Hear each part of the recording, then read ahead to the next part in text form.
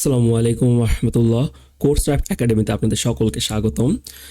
আপনাদের মধ্যে থেকে আমাদের এই কোর্সক্রাফটের কমপ্লিট ওয়েব ডেভেলপমেন্টের যে ব্যাচ 2, এটা সম্পর্কে অনেকের মনে অনেক ধরনের কোয়েশ্চেন ছিল এবং অনেকে আমাদেরকে এ ব্যাপারে অনেক কোয়েশ্চেন করেছেন। তো তাদের সে সকল প্রশ্নের উত্তর নিয়ে আজকে আমাদের এই ভিডিও। আপনাদের মধ্যে থেকে মোস্ট কমন কয়েকটা প্রশ্ন। প্রথম কোয়েশ্চেনটা যেটা হয়েছে, ভাই এই কোর্সটা কারা করতে পারবে, এই কোর্সটা কাদের জন্য, এই কোর্স করার জন্য আমার কি কি যোগ্যতা থাকা লাগবে। সেকেন্ড কোয়েশ্চেন যেটা করতেছে, ভাই আপনারা কোর্সের মধ্যে আসলে করাবেন কি কি, কোর্সের মধ্যে থাকবে কি, এখান থেকে করে আমি কি শিখবো, কি হবে, জাস্ট এ ব্যাপারে। এবং এরপরে লাস্ট কোয়েশ্চেন যেটা, ভাই আলটিমেটলি আমি আপনার কাছে বুঝলাম ঠিক আছে আমি কোর্স করলাম, বাট কোর্স করে আমার লাভ কি হবে, আমি আলটিমেটলি যাবো কই বা আমি করবো কি। সো আপনাদের এই সব প্রশ্নের উত্তর নিয়ে আমাদের আজকের এই ভিডিও। সো আমরা প্রথম কোয়েশ্চেনটা দিয়ে শুরু করতে পারি যে কি কোর্সটি করতে আপনার কি কি যোগ্যতা লাগবে বা আপনার কি কি প্রিপারেশন নিয়ে কোর্সের মধ্যে আসতে হবে। কোর্স জয়েন করার আগে মাস্ট আপনার কাছে একটা ল্যাপটপ বা একটা কম্পিউটার থাকতে হবে মোটামুটি কনফিগারেশনের, যেটার মধ্যে দুটো ব্রাউজার ভালো মতো চলে, আপনি কিছু ছোটোখাটো অ্যাপ্লিকেশনস সুন্দর মতো রান করতে পারবেন। দ্যাটস এনাফ আপনার এটা ওয়েব ডেভেলপমেন্টের জন্য এনাফ। গ্রাফিক্স ডিজাইনিংয়ের মতো ওয়েব ডেভেলপমেন্টে আপনাকে খুব হাই কনফিগারেশনের পিসি বা ল্যাপটপে সেরকম দরকার পড়ে না প্রাথমিক অবস্থায়। ওকে, এরপরে আমাদের হলো শিক্ষাগত যোগ্যতা কি থাকা লাগবে। ভাই আপনি বেসিক জিনিসপত্র পড়তে পারেন, একটা ইংলিশ ডকুমেন্টেশন পড়তে পারবেন, টুকটাক বুঝতে পারবেন বা সেটাকে ট্রান্সলেট করে নিয়েও পড়তে পারবেন। তবে খুবই ভালো হয় বেসিক যদি ইংরেজির কনসেপ্টটা ক্লিয়ার থাকে। আমি ইংরেজি মোটামুটি বুঝি এবং সামনে আরেকটু হয়তো চেষ্টা করলে আমার এটা কমপ্লিট হয়ে যাবে এবং আমি বুঝতে পারবো। সো এতটুকু যোগ্যতা থাকলে এনাফ। শিক্ষাগত যোগ্যতা বা একাডেমিক যে কোয়ালিফিকেশনের আমরা কথা বলি, এটা এখানকার জন্য জরুরি না। ইভেন ওয়েব ডেভেলপমেন্টের ক্ষেত্রে আপনার জব পাওয়ার ক্ষেত্রে এটাও খুব একটা ম্যাটার করে না। আর ফ্রিল্যান্সিং বা আপনার বিজনেস সেটআপ এটার ক্ষেত্রে তো আপনার একাডেমিক পড়ালেখার মানে একটা সার্টিফিকেট এটা ম্যাটার করে না যদি আপনি টোটালি স্কিলড হয়ে থাকেন। ওকে, এরপরে আমাদের কম্পিউটারের কতটুকু নলেজ লাগবে। আচ্ছা, কম্পিউটারের মধ্যে যে যতটুকু নলেজ দরকার সেটা হলো আপনি কম্পিউটারের মধ্যে বেসিক ওয়েব ব্রাউজিং করতে পারেন, টুকটাক অ্যাপ্লিকেশনস ডাউনলোড ইনস্টল এই টাইপের কাজকর্ম করতে পারেন। এতটুকু করতে পারলে এনাফ, বাকিটা আপনি কোর্স থেকেই শিখতে পারবেন। এখন আরেকটা কোয়েশ্চেন মনের মধ্যে আসতে পারে, ভাই ঠিক আছে বাট আমার টাইপিং স্পিড স্লো, আমি কি পারবো এটা করতে। টাইপিং স্পিড আপাতত হয়তো আপনার স্লো মনে হতে পারে, তবে আগামী যদি কোর্সের মধ্যে আপনি এনরোল করে থাকেন তো 6 থেকে 7 মাস আপনি যে পরিমাণ কোড লিখবেন এবং টাইপ করতে হবে, তো এতে আশা করি ইনশাল্লাহ আপনাদের টাইপিং স্পিডও অনেক ফাস্ট হয়ে যাবে। আর এর সাথে আমরা এর পাশে একটা টাইপিং স্পিড ফাস্ট করার জন্য আলাদা রকমের একটা সেশন রাখা আছে কোর্স শুরুর আগে। আপনারা হয়তো 4-5 দিন আগে থেকে সেটা করে টাইপিং স্পিড মোটামুটি ফাস্ট করে নিয়ে কোর্স শুরু করতে পারবেন। That's it. সেকেন্ড কোয়েশ্চেন, ভাই আপনারা কোর্সের মধ্যে করাবেন কি, কোর্সের মধ্যে কি কি করা হবে। কোর্সের মধ্যে আমরা যেটা করাবো আর কি, কোর্সের মধ্যে যে বিষয়গুলো নিয়ে আলোচনা হবে সেটার মধ্যে প্রথমত আমরা যেটার উপর ফোকাস করব সেটা হলো ফ্রন্ট এন্ড ডেভেলপমেন্ট।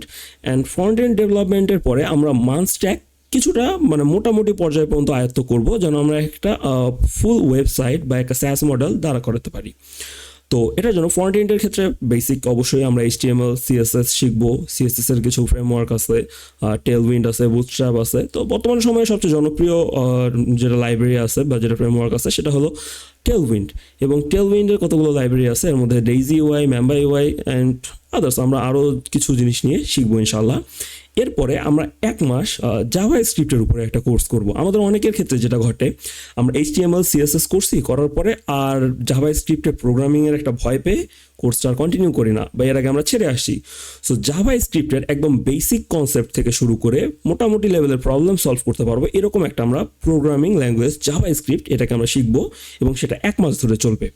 তারপরে আমরা সেই জাভা স্ক্রিপ্টকে অ্যাপ্লাই করে কিছু ওয়েব অ্যাপ্লিকেশন ডেভেলপ করবো। তারপরে জাভা স্ক্রিপ্টের কিছু লাইব্রেরি, আমরা লাইব্রেরি যেটা শিখবো সেটা হলো রিয়্যাক্ট। এরপরে রিয়্যাক্টের একটা পার্ট আছে সেটা হলো রিয়্যাক্ট রাউটার, আমরা সেটা শিখবো ইনশাল্লাহ। এবং রিয়্যাক্ট রাউটারের পরে আমরা অথেন্টিকেশনের জন্য ফায়ারবেস ইউজ করা শিখবো। ব্যাকএন্ডের ক্ষেত্রে Node.js, Express.js, ডেটাবেজের ক্ষেত্রে MongoDB, NoSQL, এগুলো ইনশাল্লাহ আমরা ইউজ করা শিখবো। এবং ইনশাল্লাহ আমি আশা করি এগুলো একটা কন্টিনিউয়াস জার্নির মধ্যে থেকে আগামী 6 থেকে 7 মাসের মধ্যে আমরা ইনশাল্লাহ পুরো বিষয়টাকে আয়ত্ত করতে পারবো এবং একজন কমপ্লিট ওয়েব ডেভেলপার হিসাবে নিজেকে দাবি করতে পারবো।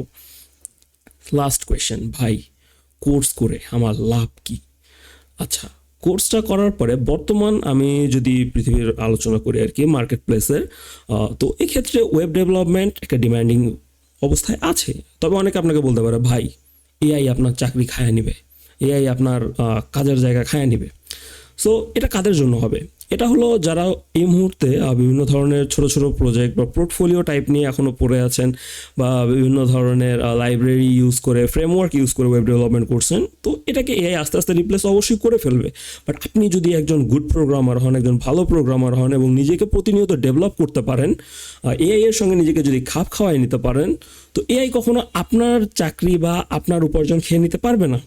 আপনি এআইকে সাথে নিয়ে যদি চলতে পারেন, তো ইনশাআল্লাহ ওয়েব ডেভেলপমেন্টের একটা খুব ভালো ক্যারিয়ার দ্বারা হওয়ার সুযোগ আছে। বর্তমানে আমি যদি মানস্ট্যাক ওয়েব ডেভেলপমেন্টের কথা বলি, তো মার্কেট প্লেসে এটার মার্কেট ভ্যালু হলো $80 বিলিয়ন।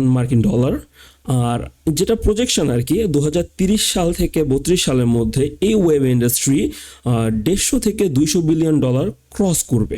এটা গ্লোবাল মার্কেট রিসার্চের থিওরি, এবং তারা এটা এক্সপেক্ট করতেছে 2030 সালের মধ্যে ওয়েব ডেভেলপমেন্টের যে এটা আছে, এটা হলো 150 থেকে 200 বিলিয়ন ক্রস করে যাবে। এবং ওয়েব ডেভেলপারদের সংখ্যা বর্তমান সময়ের থেকে 30% বেশি হবে। সো বুঝতে পারছেন যে কি, যদি এরকমই হতো যে কি এআই আপনার জব খেয়ে নেবে বা এআই দিয়ে আপনার কাজ রিপ্লেস হয়ে যাচ্ছে, তো এত ওয়েব ডেভেলপমেন্টের ডিমান্ড থাকতো না। আপনি চাইলে টুকটাক এটা নিয়ে খোঁজ করতে পারেন। সেক্ষেত্রে আপনি আপওয়ার্ক, ফাইবার এই জায়গাগুলো গিয়ে সার্চ করে করে দেখতে পারেন যে ওয়েব ডেভেলপারদের ডিমান্ড কেমন। আবার বিভিন্ন ধরনের জব সাইট আছে, রিমোট জব। সো এই জায়গাগুলোতে দেখতে পারেন যে জবের ক্ষেত্রে রিকোয়ারমেন্ট কেমন এবং সেখানে কীরকম পে করে। সো এই ডিটেলসগুলো থেকে এতটুকু বলা যায় যে কি ওয়েব ডেভেলপমেন্ট শিখে হয় আপনি একটা কোম্পানিতে গিয়ে জব করতে পারেন, চাই সেটা ইন্টার্ন হিসাবে বা ফুল টাইম হিসাবে, আবার ফ্রিল্যান্সিংয়ের মধ্যেও যেতে পারেন। এর পাশাপাশি আপনার যদি মনে হয় যে আমি ওয়েব ডেভেলপমেন্ট শিখে একটা বিজনেস দ্বারা করাবো, তো সেটারও সুযোগ আমাদের এই ওয়েব ডেভেলপমেন্ট থেকে আসে এবং আপনি সেটা করতে পারবেন। এবং আমাদের এই পুরো কোর্সের লাস্ট যে মাইলস্টোন, 12th মাইলস্টোন, সেটার মধ্যে আমরা শিখব যে কি আমরা জবের জন্য পারফেক্ট, নাকি আমি বিজনেসের জন্য পারফেক্ট, নাকি আমাকে ফ্রিল্যান্সিংয়ে যাওয়া দরকার। এ নিয়ে বিস্তারিত আমাদের একটা ডেডিকেটেড মাইলস্টোন থাকবে। সো কোর্সটা করে আপনি আপনাকে হয় একজন ফ্রিল্যান্সার হিসাবে প্রতিষ্ঠিত করতে পারেন, চাকরির জন্যও যেতে পারেন, অথবা বিজনেস ফিল্ডেও যেতে পারেন। তো ইনশাআল্লাহ আশা করি আপনাদের সকলের সঙ্গে আমাদের কোর্সে কোনো এক ক্লাসে দেখা হবে। সে পর্যন্ত সবাই সুস্থ থাকবেন, ভালো থাকবেন। আসসালামু আলাইকুম।